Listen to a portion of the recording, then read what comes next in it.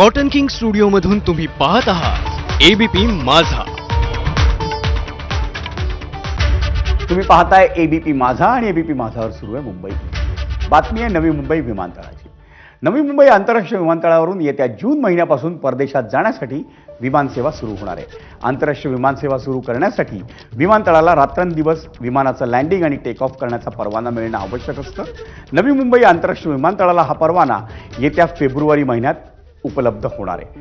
त्यानंतरच नवी मुंबई विमानतळावरून जगभरातील विविध देशांमध्ये प्रवास करता येऊ शकतो.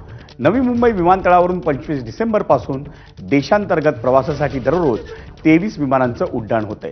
पण विमानतळाची सेवा रात्रंदिवस सुरू झाली की विमानाच्या उड्डाणांची संख्या ही 34 पर्यंत पोहोचणार आहे.